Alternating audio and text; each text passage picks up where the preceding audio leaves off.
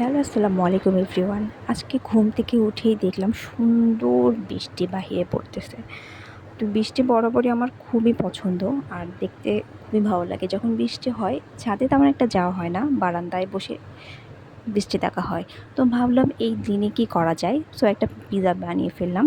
আর pizza বানানোর জন্য ডোটা আমি আগেই করে রেখে দিয়েছিলাম কিছু ঘন্টার জন্য।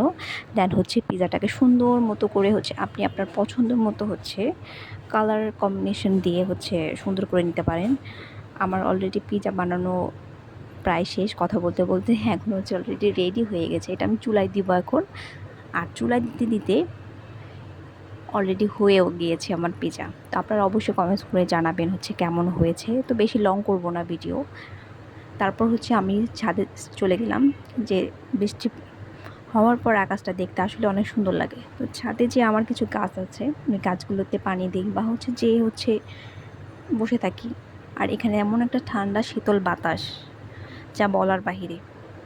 সো আজকের মতো আল্লাহ হাফেজ।